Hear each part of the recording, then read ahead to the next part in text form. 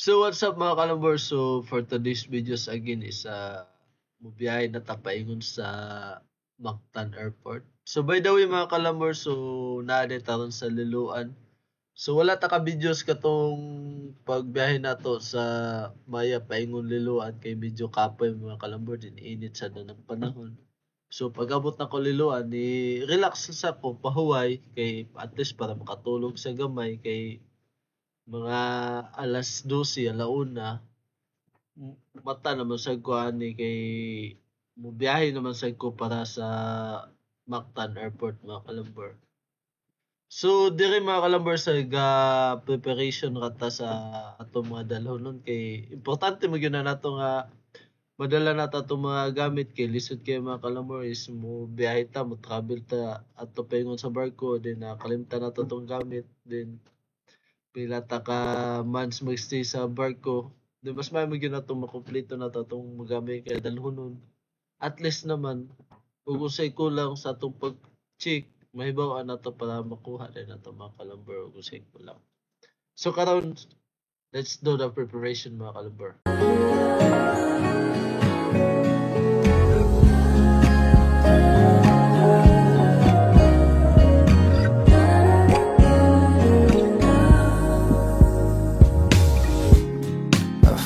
It's so hard to believe this is real. I swear I'm going head over heels, but honestly I'm so shook. Cause when you came in my life I started hating goodbye.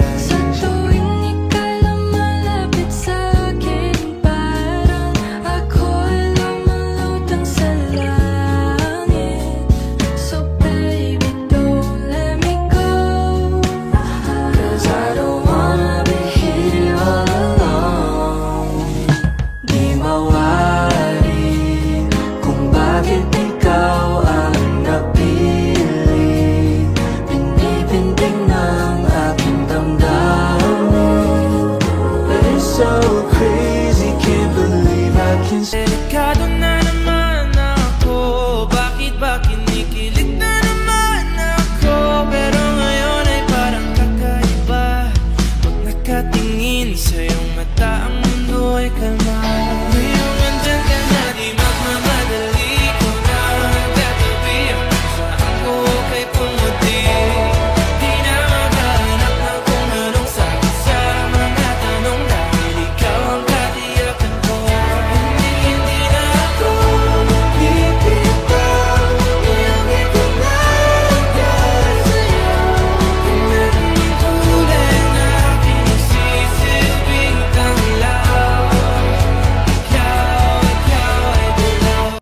So now man ta preparation mga kalambor sa atong dalhonon. So karon mo gawas na ta kay mapaabot ta sa sakyanan. So naday ta nakasabot na may mo hatod sa to mga kalambor gikan na Liloan paingon Mactan is silingan na gyapon namo diri sa Liloan para wala na kay hassle ba kay if ever kay ang lisod mo kay diri sa mga kalambor ang grab mong gud diri sa Liloan is lisod kaayo labi na sa mga kanang rasa mga alauna, alas 2, lisod kaayo labi na magabi. So mas mayan ang nakay kontakdaan ba at least dili na ka mahasol mga kalambor. So alright, so mobiya na ta sa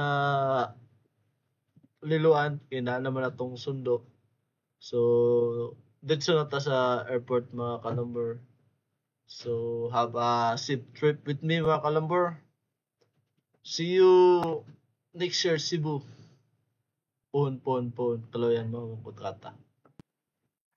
So pila kay dagan sakyan mga kalambor. So naabot tayo tayo sa Mactan na airport. Kanang sayo pa man ron sa kadlawon. So try na to kanang check-in if pwede na ba maka-check-in sa bagahe mga kalambor. So nindot to diri sa Mactan mga kalambor gawas nga dako pa. So dili na wala na hassle diri. So karon kadlawon man so wala kayon nga mga tao pangaga lakoy-lakoy kayo. So kung mayroon kayo mga tao mga kalambor kay alas 2 ko sa kadlaw na abot diri sa Mactan. So karon isa mo sulod na ta sa kwan sa chicken area mga kalambor. So karon mga kalambor sa mato patagtumoy kay tuwa man ang kwan sa fall adto. So dire dapitay sa Cebu Pacific ra. So unahan ani niya is ang kwan sa fall. So mulakaw sa taga ng gamay. Then ikabot sa unahan, dara sa unahan nakada ang kwan sa fall mga kalambor. Fall sir.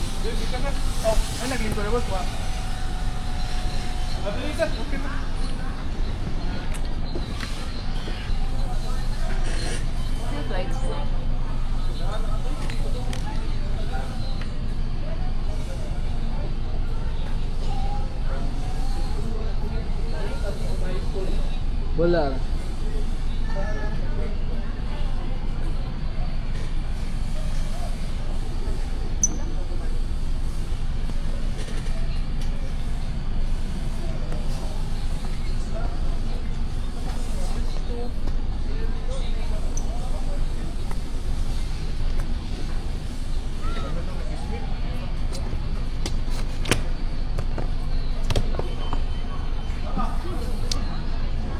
Ha? Kasi gabog sa mo. Opisina, ma'am. Sila nimo. Aware ka sir nga kanay bukan double booking siya. Duha ka ticket ang naano na place. Duha ka ticket same flight. R2836 Manila. Diba? Nasama na. Unsa may imong gamiton nga flight ni sir? Ano sa ka ticket kani? Kana may gisin tila sa kuha. Pamukilain na Kani nga ticket nga ticket nga gikuha nila sa kuha.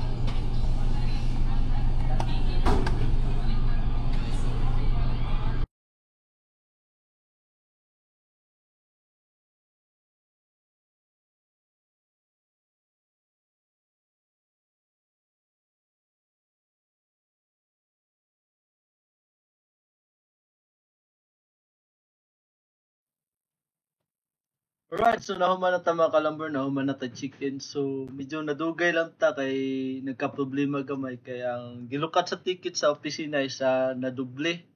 So karon ilalang gi-clarify ug asa nga ticket may akong gagamiton. Kay mo magyapon sim flight ra si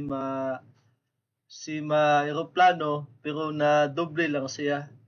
So ilalang sa gipay ba mga kalambor at least refund sa opisina ba kung na ilang na double booking bitang para at least dili na sad sila mahasol mga kalambor.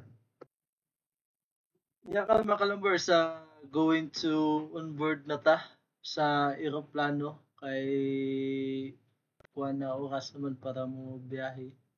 So again have a safe trip with me going to Manila. So hinatunta nga walay kakulian sa kuan mga kalambor sa pagsakay sa aeroplano.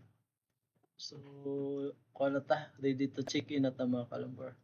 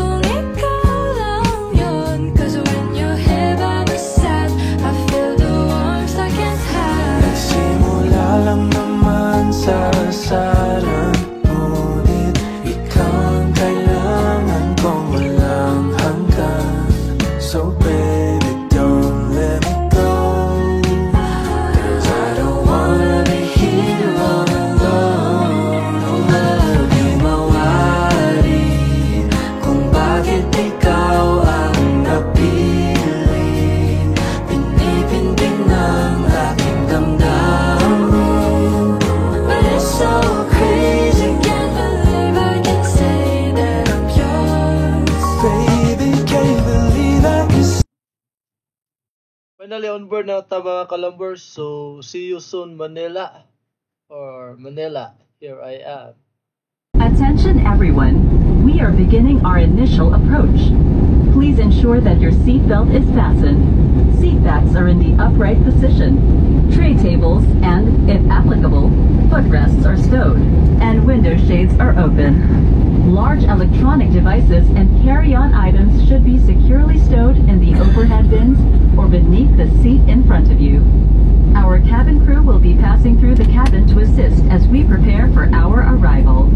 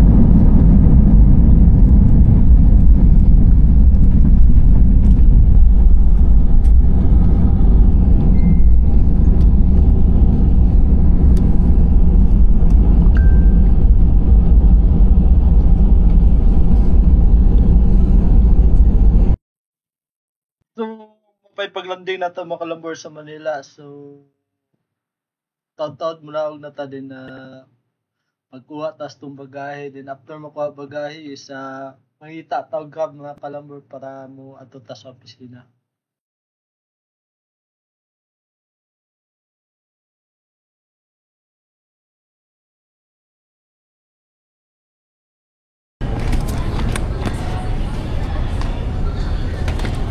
Alright, so nakaplito na nata itong bagahe mga kalambor. So, proceed na ta sa gawas. Mangita tao na grab na ito masakit sa opisina. So, sa gawas na mga kalambor, nais like gitawgog ka ng grab boot. So, pwede ta mo ato. Then, ato ta mo huwa to mapila para masakay tao grab.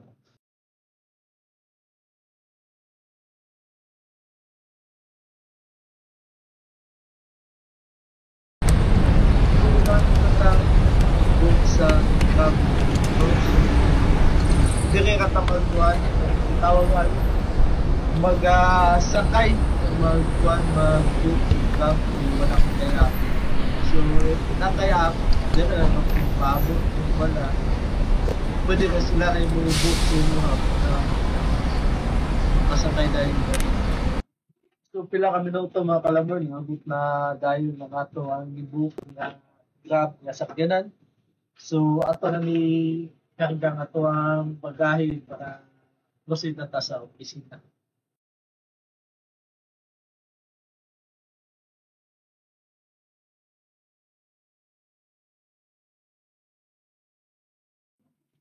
So, may pag-abot na to diri sa opisina mga kalambor. So, taon-taon mo sulod ta din na magpahuway sa tagamay kay sa iyo pakita sa buntag na abot. So, ato ni pahiluna usa nga to ang mga gamit diri sa opisina mga kalambor usa ta mo proceed og kaon.